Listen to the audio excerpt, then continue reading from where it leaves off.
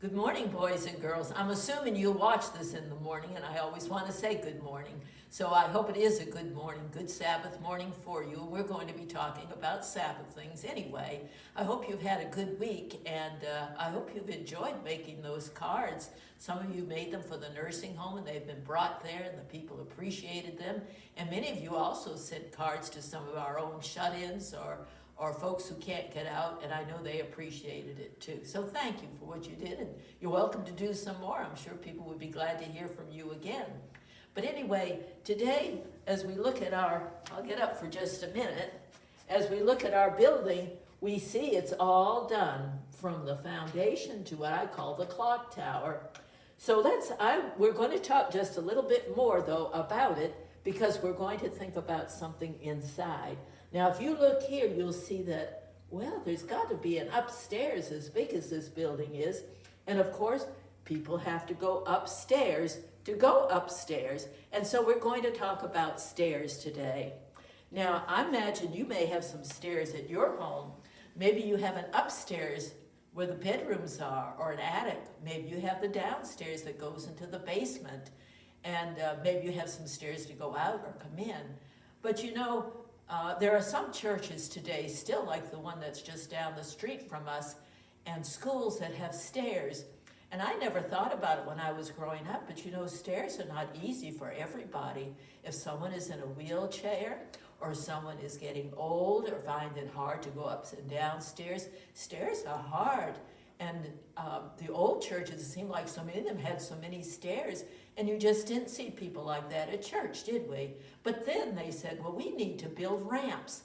And you know, our own school has a ramp that can go up into the school building, even though there aren't that many stairs.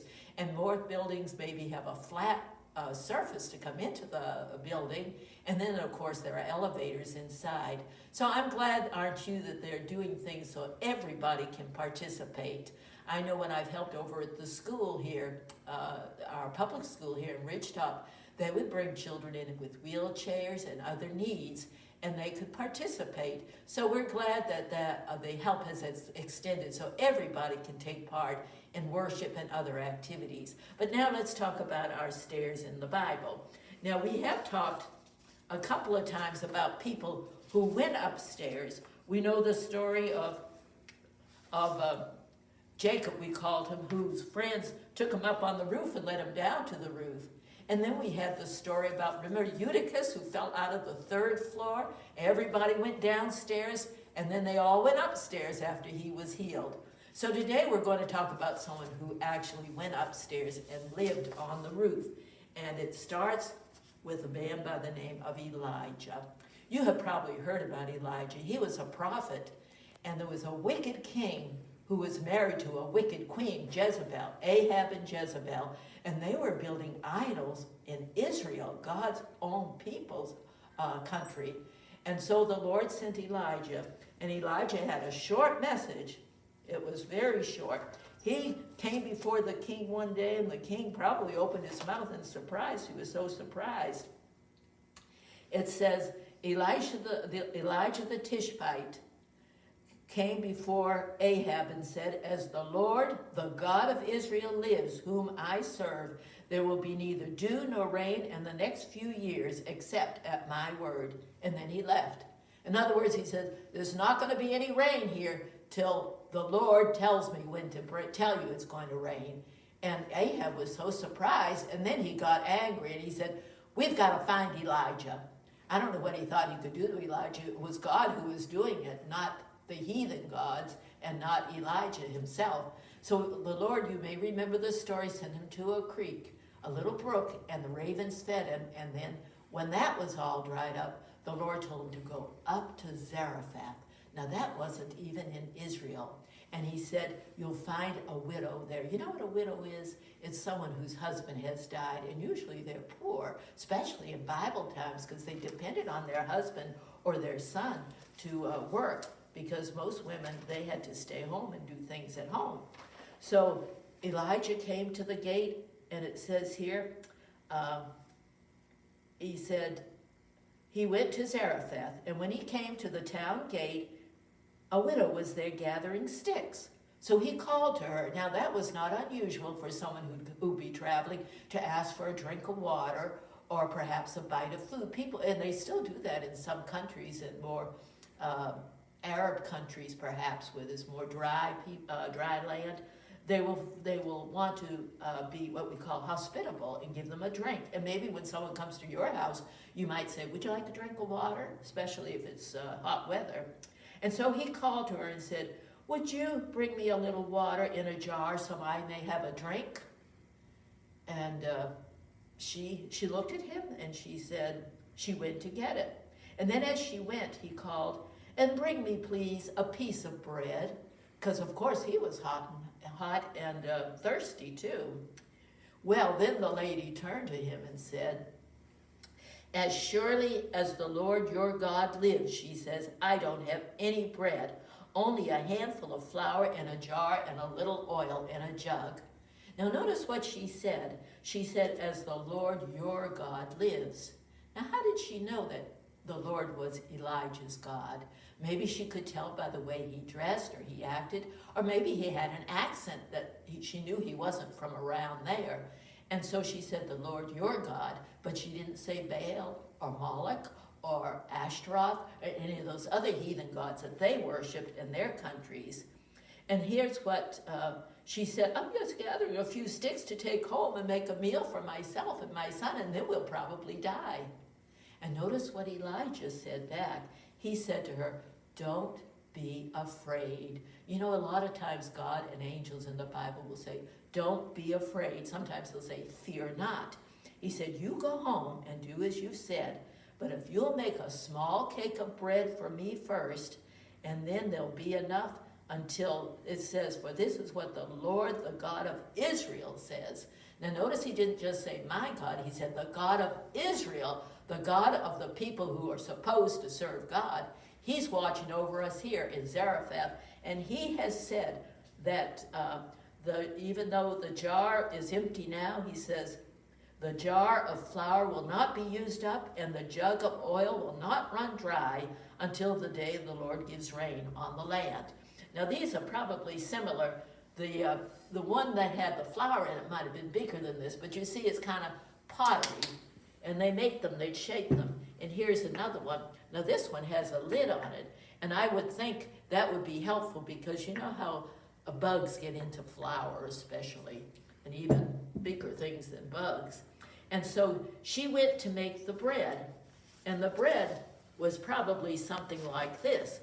It doesn't take her long to make it. And in the Bible, in some translations, it says they're cakes. They're kind of like pancakes. And you just take a little flour, a little oil, and a little water.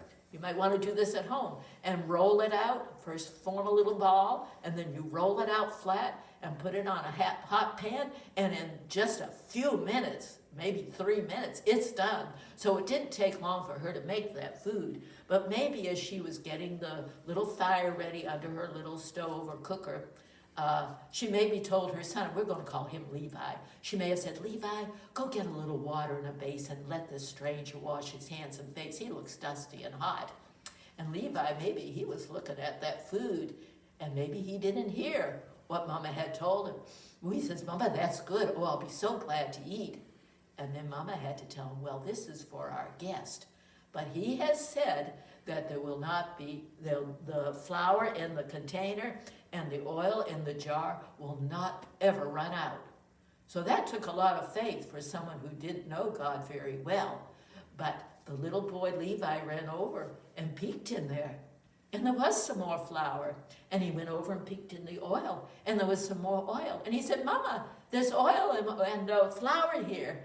And they were all so happy. Now, I don't know whether Elijah, he may have stayed out on a bench to rest and keep cool and eat and drink the water. But he was very grateful, and so was the woman too. Well, it turned out, we're coming to the stairs, turned out that Elijah stayed with this woman. And you know, we talked about I've already showed you that house. Well, let's see what kind of house that she might have had. She had an upstairs. You see how the steps go up the side of the house, but there's a little room up there. And Elijah had a room upstairs where he could stay. Now remember, he stayed there for a little bit. So let's think about what he and Levi may have done. You know, Levi was probably happy to have someone there to tell him stories. He didn't know any of the Bible stories that you know. So maybe he and Elijah would go for a walk, and Elijah would say, you see that tree? You know who made it? And he'd say, God made it. Elijah would tell him, because they didn't know anything about God. They didn't have Bibles in those days. They didn't have any preachers there. This was a heathen country. And he said, you know who made those flowers? And after a while, Levi would say, God made it. And probably when it came time to eat, they probably remembered to bow their heads and thank the God of the creation who made everything. And maybe Elijah told Levi about the ark. He said, did you know one time this whole world was covered with water?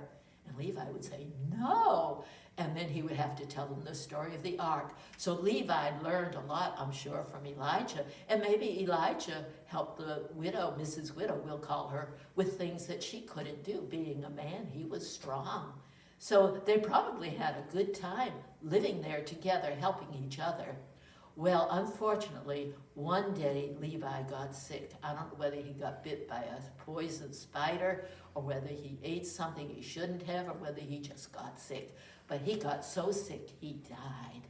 And now Mrs. Widow was very upset. In fact, she about scolded Elijah. You know what she said? She said to Elijah, what do you have against me, man of God? Did you come to remind me of my sin and kill my son? It's like she said, did I ever do something wrong and now you've come to kill him? And here he had done all these nice things. But he didn't argue back. He just said kindly, let me have your son. So he took the son, and you know where he brought him, don't you? He brought him upstairs to his room where he stayed. And he got very near Levi.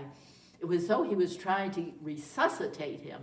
Now, those of you who know, who have maybe a nurse, a doctor, or your family, your parents know, to resuscitate means to try to get them to breathe. They used to, and I don't know whether they still call it artificial respiration, but they're trying to get that breath in case maybe someone's had a heart attack or something. So anyway, he got real close to him, and he prayed, and he prayed, and he prayed. And he said, oh, Lord, he said, let this boy's life come back to him. And pretty soon, he noticed the boy starting to, just kind of wiggle. You know how you are when you wake up in the morning. You kind of stretch a little bit, and maybe you yawn and rub your eyes and open your eyes. Well, it was kind of like that. And when he opened his eyes, there was Elijah looking over him. Well, by now, Elijah was his friend, so he wasn't afraid. But he probably looked around and wondered, what am I doing up here? Did I take a nap up here? And Elijah picked him up.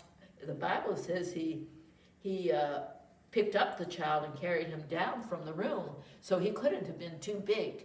And he took him down. It says he went into the house and he gave him to his mother and said, look, your son is alive.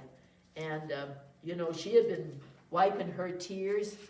And so I was just looking to see, I think that's the end of the story. It says he was alive.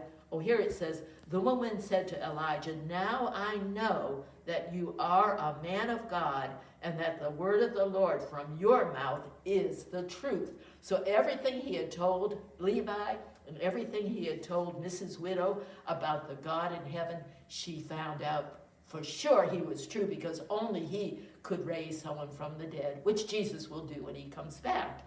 So that's the end of the story of Mrs. Widow and Levi.